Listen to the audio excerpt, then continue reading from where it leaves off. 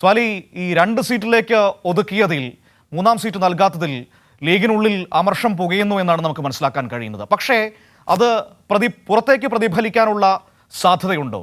League നേതൃത്വത്തിൻ്റെ നിലപാടിനെതിരെ വലിയ വിമർശനം അവരുടെ അണികൾക്കുള്ളിൽ രൂക്ഷമായി നിൽക്കുന്ന സാഹചര്യമുണ്ട്.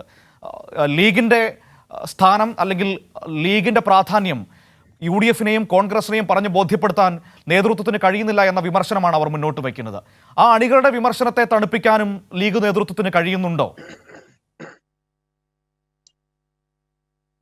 മനു, കഴിഞ്ഞ ഈ നിയമസഭാ തെരഞ്ഞെടുപ്പ് കാലത്താൽ ലോക്സഭാ തെരഞ്ഞെടുപ്പ് കാലങ്ങളിലെല്ലാം തന്നെ മുസ്ലിം ലീഗ് ആവശ്യപ്പെട്ടിരുന്നത് പോലെയല്ല ഇത്തവണ സീറ്റ് എന്ന ഒരാവശ്യം മുന്നോട്ട് വെച്ചിരുന്നത്. അത് പിന്നോട്ട് പോകേണ്ട ഒരു സാഹചര്യവും പ്രത്യേകിച്ച് കാരണമൊന്നും ഉണ്ടായിരുന്നില്ല. പ്രത്യേകിച്ച് ദേശീയ രാഷ്ട്രീയത്തിലൊന്നും മുസ്ലിം ലീഗിന് അങ്ങനെ വിട്ടുവീഴ്ച ചെയ്യേണ്ട ഒരു സാഹചര്യവും നിലവിലുണ്ടായിരുന്നില്ല. പിന്നെയും ഈ സീറ്റ് കിട്ടാതിരുന്നത് വലിയ നീതികേടായി പോയി എന്ന ഒരു വിലയിരുത്തലിലാണ് ലീഗ് നേതൃത്വമുള്ളത്, സാധാരണ പ്രവർത്തകരുള്ളത്.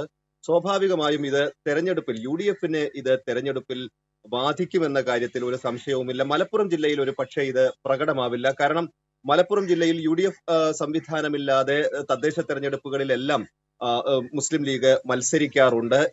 സ്ഥാനാർത്ഥികളെ പ്രഖ്യാപിച്ച മുസ്ലിം ലീഗും കളത്തിലിറങ്ങി കഴിഞ്ഞിട്ടുണ്ട്. അതേസമയം കോൺഗ്രസ് മത്സരിക്കുന്ന മണ്ഡലങ്ങളിൽ സ്വാഭാവികമായും UDF-ന് ഇത് വലിയൊരു ആശങ്ക സൃഷ്ടിക്കുന്നുണ്ട്. കൃത്യമായ കണക്കുകൾ മുസ്ലിം ലീഗ് നേതാക്കൾ ഇതുമായി ബന്ധപ്പെട്ട് പലരും സമൂഹ മാധ്യമങ്ങളിലൊക്കെ പങ്കുവച്ച് കാണുന്നുണ്ട്. തമിഴ്നാട്ടിൽ മുസ്ലിം ലീഗിന് ഒരു MLA പോലുമില്ല. മത്സരിച്ച സീറ്റിൽ DMK സീറ്റ് നൽകിയിരുന്നു, വിജയിക്കുകയും ചെയ്തിരുന്നില്ല. പക്ഷേ ലോക്സഭയിലേക്ക് ഒരു സീറ്റ് DMK നൽകുന്നുണ്ട്. അതോടൊപ്പം ഇന്നലെ വാർത്താ സമ്മേളനത്തിൽ പറഞ്ഞത് ഒരു രാജ്യസഭാ സീറ്റ് കൂടി തമിഴ്നാട്ടിൽ നിന്ന് വാഗ്ദാനം ചെയ്തിട്ടുണ്ട്, DMK വാഗ്ദാനം ചെയ്തിട്ടുണ്ട് എന്നാണ്. എന്നാൽ കേരളത്തിൽ പ്രധാന ഘടകകക്ഷിയായി നിൽക്കുന്ന വെറും 6 സീറ്റ് വ്യത്യാസം മാത്രമാണ് കോൺഗ്രസുമായുള്ളത്. പക്ഷെ കേരളത്തിൽ 2 സീറ്റ് മാത്രമാണുള്ളത്. അധികമായി ഒരു സീറ്റ് പലതരത്തിലുള്ള സമ്മർദ്ദം ലീഗ് നേതൃത്വത്തിന്റെ ഭാഗത്തു നിന്നുണ്ടായിരുന്നു. ലീഗിനകത്ത് ഇതൊരു സംഘടനാപരമായ പ്രതിസന്ധി കൂടി സൃഷ്ടിച്ചിരുന്നു. KMCC പോലുള്ള സംഘടനകൾ, യൂത്ത് ലീഗ് ഉൾപ്പെടെയുള്ളവരെല്ലാം വലിയ സമ്മർദ്ദം ലീഗ് നേതൃത്വത്തിന്റെ മുമ്പിൽ ഈ ഒരു മൂന്നാം സീറ്റിനായി ഉണ്ടാക്കിയിരുന്നു. പക്ഷെ ഇതൊന്നും ഫലം കാണാതിരുന്നതിൽ വലിയ ആശങ്ക ലീഗിനുണ്ട്, ലീഗ് നേതൃത്വത്തിനുണ്ട്. പക്ഷെ ഇത് പരിഹരിക്കുക, ഈ ഏതെങ്കിലും തരത്തിൽ ഇത് തെരഞ്ഞെടുപ്പിനെ ബാധിക്കാതിരിക്കുക എന്നത് മുസ്ലിം ലീഗ് നേതൃത്വം അത്തരത്തിലുള്ള ശ്രമങ്ങളൊന്നും നിലവിൽ നടത്തുന്നില്ല. കോൺഗ്രസുമായി ഈ ഒരു നീതികേട് ഉണ്ടായി എന്ന കാര്യം നേതാക്കൾ അറിയിക്കുകയും ചെയ്തിട്ടുണ്ട്.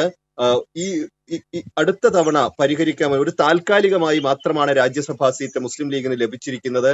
പക്ഷെ ഇന്നലെ കുഞ്ഞാലിക്കുട്ടി വാർത്താ സമ്മേളനത്തിൽ പ്രതീക്ഷ പറയുന്നത് ഒരു പക്ഷേ അത് സ്ഥിരമായി ഉണ്ടാവണമെങ്കിൽ കേരളത്തിൽ UDF അധികാരത്തിൽ വരണമെന്നാണ് കോൺഗ്രസ് നൽകിയ ഫോർമുല. അതുകൊണ്ട് തന്നെ വലിയ ആശങ്ക മുസ്ലിം ലീഗിന്റെ മുൻപിലുണ്ട്, UDF-ന്റെ മുൻപിൽ ഈ തെരഞ്ഞെടുപ്പിന്റെ മുൻപിലെത്തി നിൽക്കുമ്പോൾ ഉണ്ട്.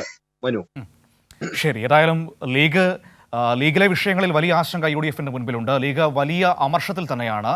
പക്ഷേ ഏറ്റവും പ്രധാനപ്പെട്ട വിഷയമെന്ന് പറയുന്നത് ലീഗ് നേതൃത്വത്തിന് ഈ തിരിച്ചടി അവരുടെ അണികളെ പറഞ്ഞ് ബോധ്യപ്പെടുത്താൻ കഴിയുമോ എന്ന വലിയൊരു പ്രധാനപ്പെട്ട വിഷയമുണ്ട്. കാരണം ഇപ്പോൾ സ്വാലിഹ് പറഞ്ഞതുപോലെ DMK ഒരു രാജ്യസഭാ സീറ്റ് അടക്കം വാഗ്ദാനം ചെയ്ത സാഹചര്യമുണ്ട്. അവിടെ ഒരു ലോക്സഭാ സീറ്റും ഒരു രാജ്യസഭാ സീറ്റും നൽകാമെന്നാണ് അവർ പറയുന്നത്. അതായത് താരതമ്യേന ദുർബലമായിട്ടും DMK ലീഗിന് നൽകിയ പരിഗണന പോലും ഇവിടെ UDF-ൽ ഏറ്റവും പ്രധാനപ്പെട്ട കക്ഷിയായിട്ടും കോൺഗ്രസ് നൽകുന്നില്ല എന്നതാണ് അവരെ സംബന്ധിച്ച് ഏറ്റവും പ്രധാനപ്പെട്ട കാര്യം.